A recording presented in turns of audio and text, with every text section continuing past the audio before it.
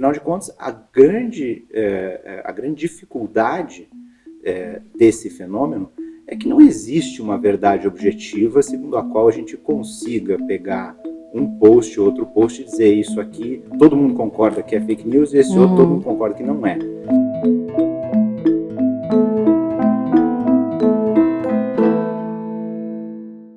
Ivar, obrigada pela presença aqui no Bate-Papo, mais uma vez.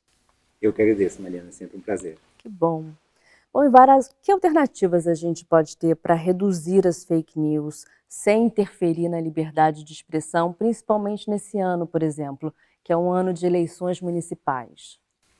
Uma das alternativas talvez mais promissoras e menos exploradas, não só no Brasil, mas como em outros países, é a de que os próprios usuários de redes sociais recebam mais poder, digamos assim, para indicar, monitorar e denunciar postagens, fotos e outras manifestações que podem potencialmente configurar fake news, para que isso seja avaliado por algum tipo de instância superior. E talvez que os usuárias tenham também uma participação nas decisões sobre o que é ou não fake news. Afinal de contas, a grande dificuldade desse fenômeno é que não existe uma verdade objetiva segundo a qual a gente consiga pegar um post, outro post e dizer isso aqui, todo mundo concorda que é fake news e esse outro todo mundo concorda que não é.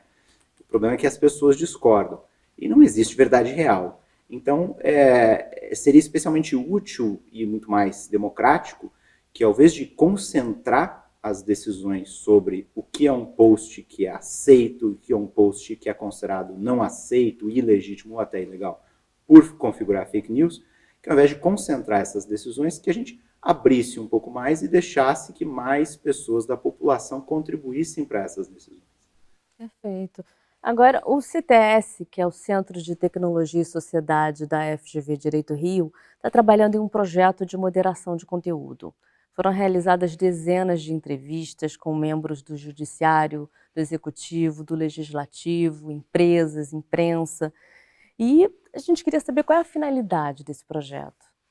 O nosso objetivo nesse projeto de pesquisa é coletar as impressões individuais dessas pessoas em diferentes instituições, todas elas com algum papel e alguma responsabilidade nessa difícil tarefa de determinar o que pode ou não ser dito na internet, conversar com essas pessoas e coletar essas opiniões, impressões sobre qual é o papel da sua própria instituição.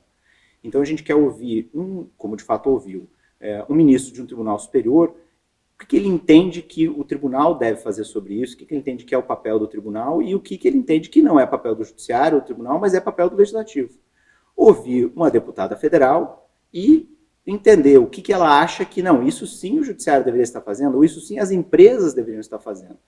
E isso para a gente não só é uma lacuna em termos da literatura sobre o assunto, né, sobre a liberdade de expressão na internet, há pouco produzido sobre isso, há pouca pesquisa empírica nesse sentido, como também seria fundamental para compreender as chances de sucesso de alternativas diferentes de combate a fake news online, a discurso de ódio online, a revenge porn e assim por diante. Se a gente não tem uma compreensão dos papéis dessas instituições diferentes, a gente não pode querer já discutir exatamente qual que é a regra ou quais que são os conjuntos de regras para cada tipo de conteúdo.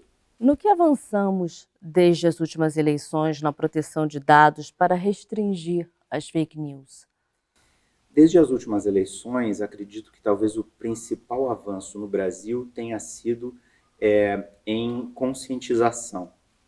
Talvez mais do que há 2 anos, as pessoas que usam redes sociais estão cientes da gravidade do problema, da disseminação sem consideração, sem pensar 2 vezes, sem avaliar bem, de notícias que muitas vezes não são verdadeiras.